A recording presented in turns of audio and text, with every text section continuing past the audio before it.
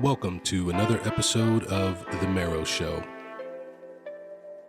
presented by Marrow Ministries, hosted by Luke Walker, Nick Kennicot, and Alexander Wade.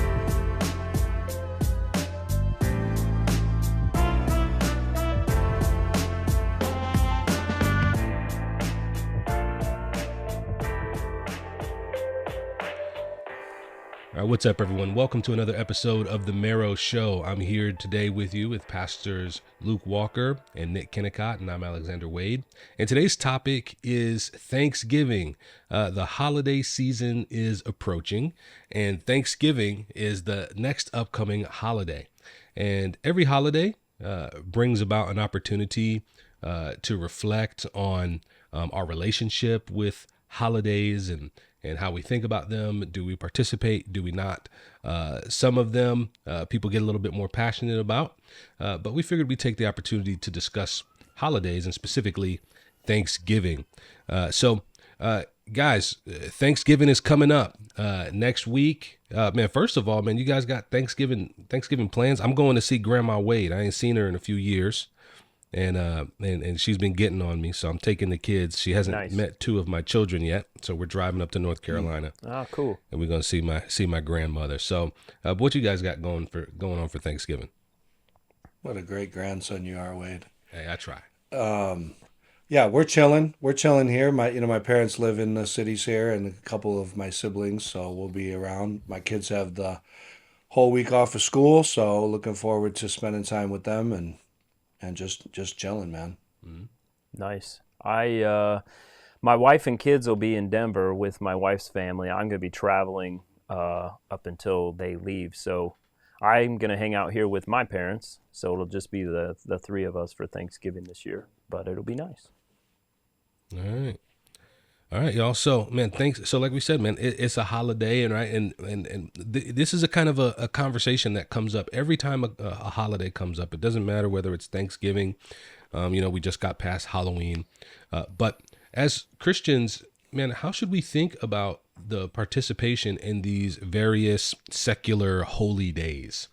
Is that something that we're at liberty to do? Obviously, we're all talking about our Thanksgiving plan, so we're kind of giving that away a little bit. But just more broadly, man, when you think about, then, should I participate this? Am I at liberty to participate in these things? What are some of the things that you're taking into consideration as you and your family participate in various holy days? We'll start with you, Luke. Okay, yeah. So that's a pretty big question, depending on what culture or background you're coming from. When you talk about Thanksgiving, it could be a controversial holiday. Some of that is for good reasons, and some of that is not for good reason. So I think at the end of the day, when it comes down to these national holidays we have, I mean, how you gonna, are you gonna go to work that day? Is that how you're gonna protest? So I think the best thing to do, even if you don't like the idea of Thanksgiving, which, by the way, I believe that there was actually a real first Thanksgiving, and those first Puritans that came over were legit. They were actual real Christians, actually suffering persecution, actually had a community with the natives there. And so that first wave of people coming over from England and Europe, I think, was actually pretty good. Mm-hmm. So, after that, things got worse. But that first initial thing, I think it actually probably did happen. So just a little tidbit there. However, Thanksgiving is a great excuse to spend time with your family and eat good food. So I just think that it's a perfect opportunity for everyone to do that. And yeah, it's not like a religious, it's Thanksgiving, and you're supposed to give Thanksgiving to God. But it's not as religious as something like Christmas, let's say. Mm-hmm. So I just think it's something we can all enjoy the day off with your family and chilling. So Yeah. Thanks for the bits of the tids about the first wave of the Puritans that came by, man. Don't hold back, man. If you got some more context, that's important. I think with various holidays, people wonder, where they come from. And oftentimes people will try to argue that certain things aren't to be participated in, if they have questionable origin stories, which I always like to point out, man, if you think God can redeem you and not a day, then you have you view yourself way too highly. You know what I'm saying? Like, bro, he can redeem me. He can redeem it. He can redeem Thanksgiving, bro. But Nick, same question to you, man. What are the things that you and your family consider as you think about what holy days you participate in, and specifically Thanksgiving? Well, we've talked before about the issue of Christian liberty, and really this fits within that category. This is not something that God commands us to do, nor does he forbid our doing it, and therefore we are free to decide as Christians whether or not we want to participate. I think by and large Christians do participate in the Thanksgiving holiday. And just to point out, this may be obvious, but maybe it's not, that this is a holiday unique to America. I know Canada has their own Thanksgiving. I'm sure other countries do. I'm not aware of any others. But that even Canada's Thanksgiving is a different date altogether. So unique to our American experience, we're giving thanks to God, as I do believe the Pilgrims and depending on what the status of the natives was at the time, they were giving thanks to God for protecting them and seeing them through their journey and helping them to establish a new place to live. And honestly, Thanksgiving is my favorite of our holidays. I prefer it above all others. And one of the reasons is some of the things Luke mentioned, family and good food and feasting together. I love all of that. But I love, too, that Thanksgiving is pretty much the only holiday that's not been taken over by consumerism. And it actually maintains something of what it, I think, was intended to be, a time of giving thanks, a time of family, a time where we are rejoicing in the good gifts of God. And it's not about having to, rush out and get presents, and that's really become sort of the center of most of our holidays. And this one has sort of steered clear of that. Now, unfortunately, at the end of the Thanksgiving day, a lot of stores open up for Black Friday shopping now to prepare for Christmas. But as far as the intent of it, I love it. And I think it's another opportunity for us as Christians, especially with non-believing family members, to express our thanks and to point to the Lord and give thanks to Him for all that He's done.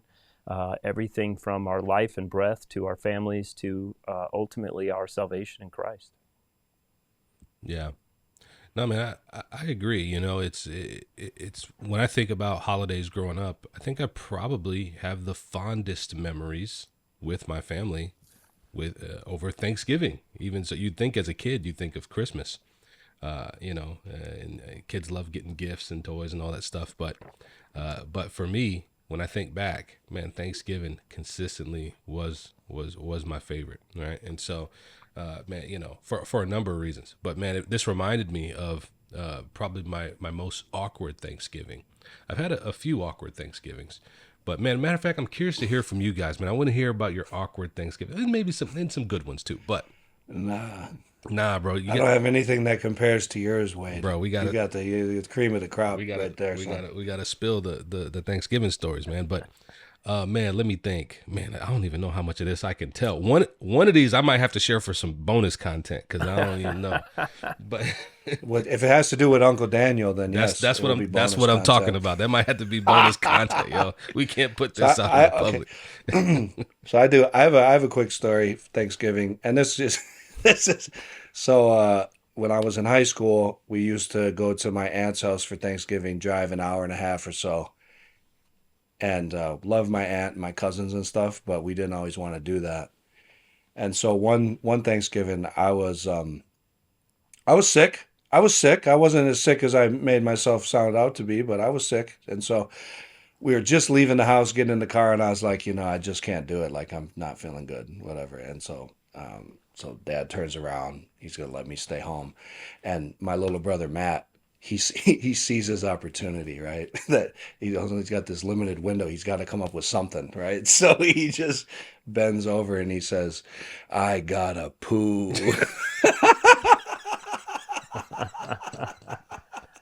Wow. And my dad, he was so heated, but he let us stay. So that's probably one of the funniest Thanksgiving memories I That's have. pretty good, yo. Not Wow. surprised. Yeah. What you got, Nick? I'll save. I got one I can share. That's appropriate for that'll be just fine for NRB TV. You know what I mean, if y'all watching there. But I got another one, man. You're just gonna have to subscribe. You're gonna have to go to Marrow Ministries to subscribe so you can get the exclusive, the good stuff. All right. Let me tell you, this story is worth it. Subscribing just to hear this story, I promise, is worth it. Yeah, So man. So think about that. we're gonna hold off on that one. But Nick, man, what about you, man? What's one of the more memorable, maybe even possibly awkward Thanksgivings you've had? Yeah, I'm trying to think. I don't have anything funny or super awkward. I think I was just thinking back to a Thanksgiving we did several years ago. We had two Nigerian families in our home, and I think a single guy from our church had come over that day. So I love to cook, and I spent the day before preparing a lot, and then I spent that whole day cooking, and it was like it was a huge feast, and everything got on the table and ready to go. And I call everyone into the dining room, and one of the Nigerian women was not in there, and I said, "Where is she? We're ready to eat. Everything's hot and ready." And her husband said, "Oh, she just got in the shower. It's gonna be a little bit." And it was an hour later that she finally came out, and all of our food sat there and kind of cooled off, and I had to reheat everything, and so that was memorable. But I don't have any sort of I don't have any That's real criminal. awkward thing. She'd Yeah, have been yeah. There is an she'd have element been of that. getting It's the criminal. leftovers, bro. Yeah, she could have, she had all those hours in the morning that I was preparing, but that was when she decided it was Hey, best. I don't know who you are if you're a listener of this show, but that ain't right. You know what I'm saying? You lucky they waited for you. Because if I was there, oh my god, because you know how it is, man. When everybody wants to eat, but it's like who's gonna make the first move on the food? I'm making the first move, bruh. You would have got out the shower hungry, right? you'd have been extra thankful the next year's Thanksgiving because you didn't get nothing on that Thanksgiving. Getting in the shower right when the food would get out, girl. You tripping? I'd have turned off the hot water. I would have went to the water heater and turned it off. Get out the shower. Oh man, good stuff. Well, man, let me think. Let me see. One awkward one that I can share. Oh man, okay, I got this one. So I went to Northwestern College, Minnesota. This is good bit ago. This is back where Luke and I met. We both were going to Northwestern College, and man, I was broke, so I often couldn't make it back home to Tacoma, Washington for various holidays. So I would end up staying in town for sometimes Thanksgiving break, sometimes Christmas break. I just stay in Minnesota and find somebody to kick it with. And so, man, sometimes that went well. Like one time I got to kick it with Angel's family. Man, they threw down, man. I got to go over there, eat. Man, it was bomb. But another year, I didn't really think about this. I started hanging out. I was like, man, who's in town? And, man, I decided to go kick it with my boy, Dominic Good Buffalo, right? He's like, man, you could come through. I'm like, all right, good. Native American dude. He also was a student at the college. Man, Thanksgiving Day, man, I show up to his house, hungry, ready to eat. Bro, they just in there chilling, watching football. Nothing, no food cooking, nothing festive whatsoever. I'm like, what's going on? What's up, Buff? What's going on? So we call him Buff for sure. Good Buffalo, we call him Buff. I was like, what's up with the thing? He said, man, we don't celebrate Thanksgiving. And I was like, oh wait, No. I just went to a Native American's house on Thanksgiving Day. Some of them have a different perspective on Thanksgiving than I did, man. And so now I'm just in there hungry with some angry natives, man. Just watching football. Oh, wow. That's legendary. Huh? Yeah, man. So that was that was one I can share. That will fly for this context. I got another one. Maybe we do some bonus contests for Later. that. But yo, that I joint was awkward, yo. I bet. I do remember one time. I This was maybe 2005 or so.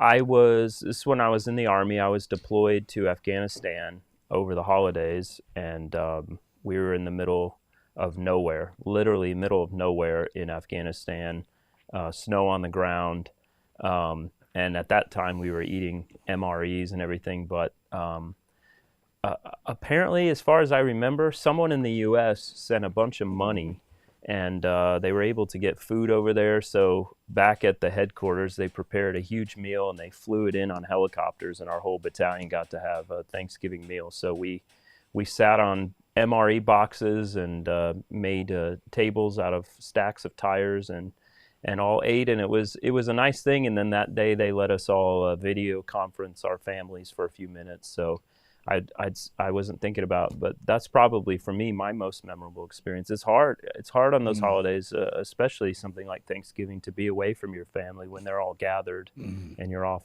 doing something like that. So that was probably my most memorable. There you go. You know, that also reminds me, with the holidays, something that can obviously be difficult for people, not just if you're away, but if you've lost loved ones. So it can also be challenging times. Mm-hmm. So, your heart goes out to people that have lost folks or lost folks recently. Yeah. Yeah.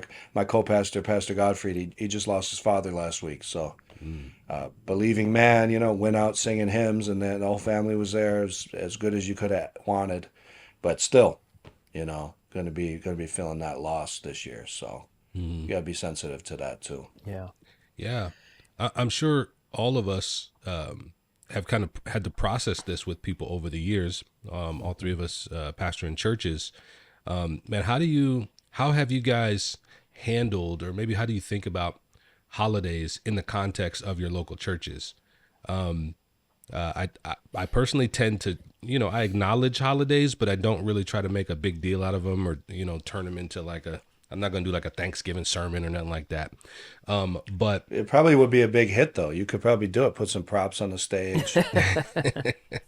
you say, man, maybe it might be. Yo, a hit, Brian- maybe Brian somebody hit me Metz. upside the head. Brian Metz could dress up as a turkey. Come on, bro. Nah, son. He's got too much dignity.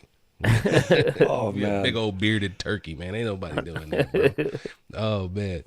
But for real though, right? Like when you have these times, man, in every congregation, you're gonna have people that they only have positive associations with these holidays and times. And then you also will have people in your congregation who these seasonal holidays, you get these spikes of grief and mourning among your congregation. So, man, what's it been like for you guys to pastor people over the years through holidays and seasons like Thanksgiving? That's a great question, Wade. You have to be sensitive to it. As ministers, we have to be so sensitive, because when we're gathered in corporate worship, what we're doing is we're saying all Christians are welcome here, and it's really a safe space for Christians.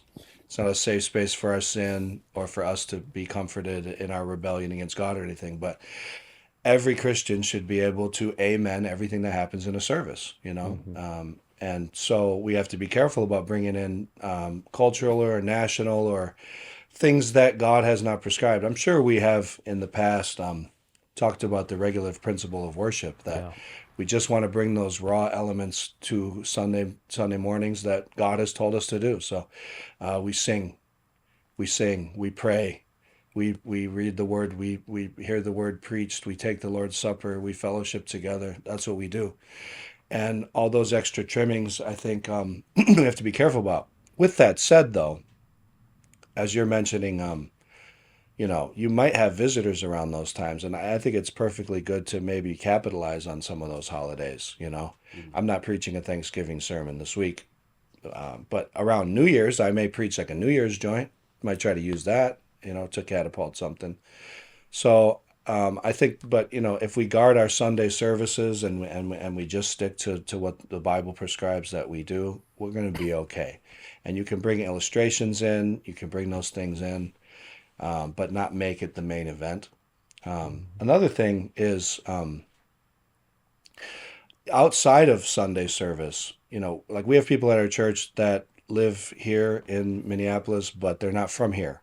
So around the holidays, there's always somebody, a few folks at our church that don't really have anywhere to go for Thanksgiving or something like that. So, people in our church will usually open their homes. And again, Pastor G does this every year, open their home for Thanksgiving for anyone who doesn't really have family in the area. That's another way we can think about helping and serving people. And that's not directly tied to Sunday morning. So there's a lot more freedom in that sort of thing. So, but if we just stick to the scripts, man, and preaching Christ and preaching the word and not be gimmicky, I think that really does go a long way. I don't do it every year, but there have been years when, say, at Christmas time, I'll preach on the incarnation, or Easter time, I'll preach on the resurrection. But it's just depends on the year and where I am and whatever I'm preaching, and if it makes sense to take a break for that. But it's sort of, maybe every other year or every 2 years I will. But I don't think I've ever done Thanksgiving specifically. At my previous church, we several years there, we used to get a group together and we went down into the downtown area on the Wednesday before Thanksgiving and partnered with a ministry there and served a huge Thanksgiving meal to the homeless community there. So we used to do that, and then here, what we do, we have a Wednesday night prayer meeting every week here at the church, and the Wednesday before Thanksgiving, we gather, and it's about 2 hours. We spend the first 45 minutes or so sharing a meal together, and then after that, our service is we sing together, we pray together, and then we have a long period of time where everyone in the congregation who wants to has an opportunity to give up and express their thanks to God for what He has done over the past year in their lives and their families. And it's really, some people here at the church call it sort of our Super Bowl of the year. Everyone loves that service. It's really encouraging and a wonderful time together as a church family. So, but we do the same thing. We really encourage people to consider others in the congregation who may not have anyone to spend time with, to make sure there's nobody in our church that's left alone if they don't want to be. And yet at the same time, like all of these holidays, just being sensitive to the fact that it is an issue of liberty. And so we don't want to emphasize it to such an extent that we're making people think as though they're required to do this, or if they're not doing it, that they're less of a Christian or anything like that. So, we acknowledge it. We want to say Happy Thanksgiving, but sort of leave it at that. And the sort of the unique thing, I guess, about Thanksgiving, as opposed to some other things, is that it is a biblical thing to give thanks to God. And so we do want to emphasize that aspect of it and sort of leave it to people's consciences to determine how it is that they're going to celebrate or not celebrate the holiday itself. And that's not just for holidays, man. I even think about that. I'm trying to get better about it. You guys are years down the road compared to me, but I try to even get better about it when I'm using illustrations or things like that in my sermons. I'm regularly, because I have a wife and kids, it's easy for me to pull from the context of, a wife, a household with a wife and kids, but there's people in my church who are unmarried. There are people in my church who are married without kids. There are people in my church who are content in their singleness. Just, you know what I mean? And just being, there's widows, divorcees, there's all types of folks. And,